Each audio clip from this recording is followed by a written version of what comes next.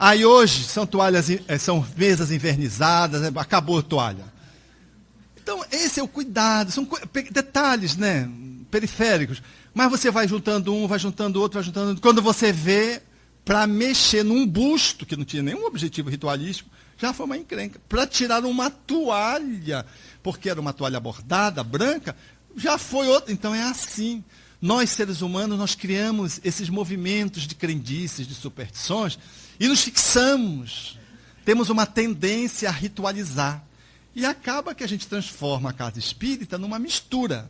Então, tenhamos todos o senso das proporções para sabermos o enquadramento. Se eu for convidado a fazer uma palestra num colégio católico, eu não vou ter a pretensão de transformar aquele colégio espírita, porque eu vou fazer uma palestra do Evangelho, vou trazer uma outra concepção, aí vou propor o estudo do livro dos Espíritos lá. Não é adequado. Ou vocês acham que os sacerdotes não estudam os livros espíritas? Estudam os livros espíritas, sim. Tem muitas vezes mais cultura de espiritismo básico do que muitos que se dizem espíritas. Mas tem o bom senso, porque mesmo que aceitem, eles sabem o enquadramento onde eles estão. E se não estão em condições de fazer um processo de mudança, até porque às vezes uma mudança seria muito difícil e iria gerar muitos conflitos, né? Haja visto aquele sacerdote que Chico sempre encaminhava para ele, ele encaminhava para o Chico, mas a melhor forma que ele tinha de contribuir era ali como sacerdote. No entanto, ele estava identificado com o pensamento espírita, mas não era oportuno ele fazer uma transição, porque ele iria criar muitos conflitos naquela circunstância lá posta, e aí ele ficou lá. E quando o Chico precisava atender uma pessoa que era muito católica, ele mandava com ele. Ele atendia a pessoa dentro de um trato que ele tinha aprendido já com conhecimento espírita. Esse relacionamento do Chico e sacerdote, até certa feita, ficou publicado no Reformador, essas correspondências, trocas de correspondências, e essa história ficou colocada. Isso é bom senso, meus amigos. Mas nada nos impede de exercer o processo do amor. Em qualquer lugar que a gente estiver, até no meio de materialista, uma ONG materialista, nós vamos ser úteis e fazer o bem. E não vamos impedir que o materialista que quer se suicidar, que ele se sinta útil de participar na nossa casa. Vá lá, visite. Mesmo que ele não se transforme no espírita, se ele deixar o materialismo, teremos ganho. Muito. E a casa espírita terá ganho com a contribuição que ele haverá de trazer. Fora do espiritismo, não há salvação. Essa não é a proposta kardeciana. Quem mais? Nós iniciamos o estudo da doutrina em São Paulo. Né? Saímos de lá, ficamos lá mais ou menos uns 14 anos. E a forma do espiritismo em São Paulo é assim uma coisa daquele P1, P2, P3, P4, P5, né? Os passes. E nós viemos para o Paraná, né? A gente hoje nós moramos em Paranavaí. Frequentamos o Cefac, um centro assim, com uma base maravilhosa, que nós aprendemos muita coisa ali. A diferença é inimaginável. E quando nós chegamos nessa casa, o susto foi muito grande. Por quê? São Paulo, para o Paraná, a forma do espiritismo, mesmo que estuda, é muito diferente. E aí, quem nos recebe, meio que recebe a gente... não, você tem que estudar primeiro. Porque lá a gente já trabalhava na casa, dava palestra, fazia tudo. Então, quando a gente chega numa outra cidade, a gente acha na pretensão, na ignorância da gente, que a gente vai ser recebido assim também pela outra casa. E eles estão certos, até porque eles têm uma outra forma de trabalho. E, recentemente, na nossa casa, nós estamos com uma família da Espanha, que chegou recentemente de lá, que também lá é muito diferente o trabalho.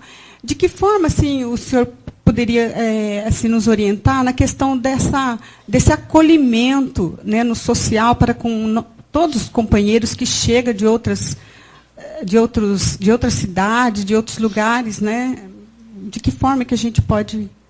Acho que a gente tem que considerar o espiritismo como a essência e o movimento espírita como o espaço onde se exercita essa essência. Nessa comparação, diríamos que o espiritismo é a água límpida e o movimento espírita está na representação de um copo, de uma taça, de uma caneca, de acordo com as possibilidades do lugar, da cultura, do país. Então, não há um espiritismo, e não é essa a preocupação, cuja as atividades sejam rigorosamente iguais em todos os lugares. Não há. O que há de ser, e é desejável que seja, é que o espiritismo seja o espiritismo. Sem adereços de acréscimo desnecessário, sem enxertias prejudiciais, o espiritismo tal como foi nos legado por Allan Kardec e foi decodificado ao longo do tempo pelos espíritos alinhados com essa base. Agora, a prática espírita, ela vai receber um trato de conformidade com o lugar. O exercício da atividade lá no norte, no campo, é diferente do exercício aqui no Rio Grande do Sul, porque são extremos opostos, são culturas diferentes, são espaços diferentes. Então, às vezes, a gente se assusta quando vê situações diferenciadas. Eu me lembro de uma vez, eu estava fora do país fazendo uma palestra, e eu fui fazer uma citação, para fazer uma comparação, entre um presidente e uma pessoa que pudesse desenvolver atividade simples de um servente. E fiz a comparação com muita elegância, com muita sabedoria, usando essa didática maravilhosa, porque os dois extremos, a pessoa que dirigia o centro espírita era servente. E eu não me dei conta de que eu estava tratando o servente numa posição não só social, menor, mas era uma posição não reverenciada na sociedade aonde eu me incluía, que era brasileira. O servente, ele olhado sempre assim, um servente. Né? Mas no lugar onde eu estava falando, não é. A pessoa que desenvolve aquela atividade é uma pessoa considerada, socialmente ela tem casa, ela tem carro, ela tem tudo. Então foi um exemplo que eu usei fora do enquadramento cultural, não fazia o menor sentido. E eu só fui me dar conta depois, me aproximando e conhecendo os companheiros, e sabendo o que é que eles faziam, eu me dei conta da vuvuzelada que eu dei naquele momento, completamente fora de tom. Então, a gente precisa ter os enquadramentos adequados para poder respeitar as diferenças sociais, socioeconômicas, culturais. A doutrina espírita na Guatemala, ela tem um traço guatemateco, que é diferente do brasileiro.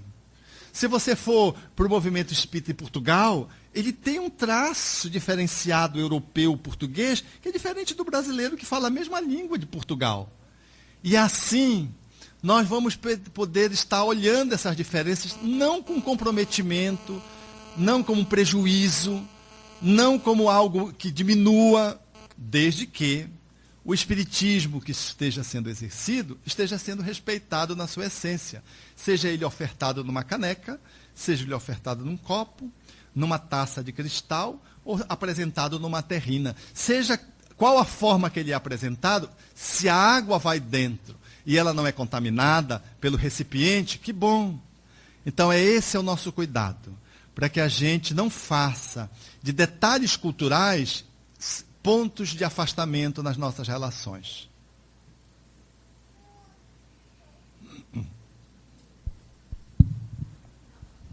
Ali.